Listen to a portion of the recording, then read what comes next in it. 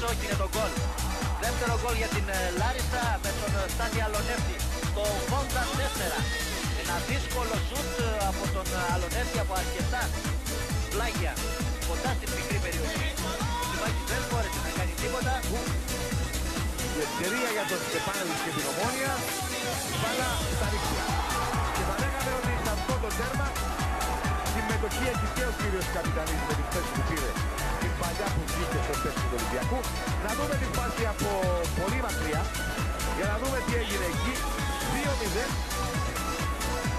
με τον Στάθη τον Αλονεύτη στο 75ο λεπτό.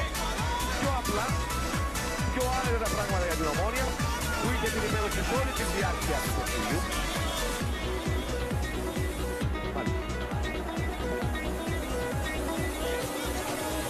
Να δούμε εδώ πως ο Καπιτανής εμποδίζει εκεί τον παίκτη του Ολυμπιακού να διεκδικήσει την μπάλα. Βέβαια αρνείται και ο παίκτης του Ολυμπιακού στη συνέχεια να μαρκάρει παίκτη της Ομόνιας, η οποία στην εξέλιξη της φάσης με τον Αλονεύτη κάνει εδώ το 2-0 με τον εξαιρετικό τρόπο. Βλέπετε, είναι την μπάλα στην περιοχή, Κόνσλεϊ γυρίζει στην εσωτερική μεχτής, απέναντι είναι ο μεχτής, απέναντι είναι ο Καϊάφας. Πάντα Αλονεύτης.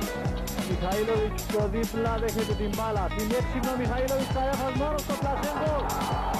Ένα πανέμορφο γκολ που ξεκίνησε από την προσπάθεια του Στάθη Αλονεύτη. Άφησε την μπάλα κάτω από τα πόδια ο Μιχαήλοβιτς και ήρθε ο Καϊάφας σε ρόλο βαγκό να προσθέσει αυτή την τελευταία την ελιά σε αυτόν τον γκολ ζωγραφιά που... Κόσλεϊ μπροστά για τον Αλονεύτη, βγαίνει ο Σάβα, Αλονεύτη το πλασέ γκολ. 2-0 για την Ομόνια και πάλι από τον Στάθη τον Αλονεύτη. Στο 18 Νικόλας Γεωργίου που πέρασε. Νικόλας Γεωργίου, Αλονεύτης και το γκολ. 1-0 από τον Στάθη τον Αλονεύτη. Στο 8ο λεπτό έγινε το λάθος εκεί. Αλονεύτης μπροστά για τον Μιχαήλοβιτς. Ευκαιρία για το 4-0. Σάβα αποκρούει, Κόσλεϊ προσπαθεί, κάνει τελικά την μπάλα. Νικόλας Γεωργίου πίσω για τον Αλονεύτη, χατρίκνε. Στάθης Αλονεύτης κάνει τα τέρματα του 3 στο σημερινό παιχνίδι. Στο 51 κάνει και το 6-0 για την ομάδα του.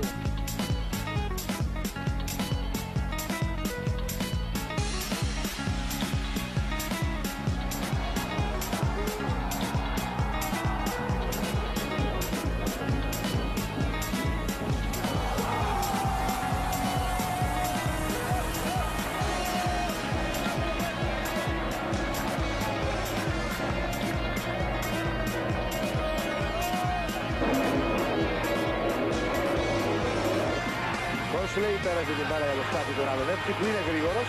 Έχει μπροστά του μόνο τον Λούκα τον Ζένιου. Αλονεύτης πέρασε στον Βέσκο τον Μιχαήλοβιτς που ήρθε για ενίσχυση. Γιώζεφ Κόσλεϊ, η ευκαιρία και γίνεται το γκολ από τον Στάθη τον Αλονεύτη. 1-0 για την Ομόνια στο 21ο λεπτό, 30 στο παιχνίδι. Η Ομόνια που δέχτηκε συνενούντες και το ανέμου βέβαια αρκετοί.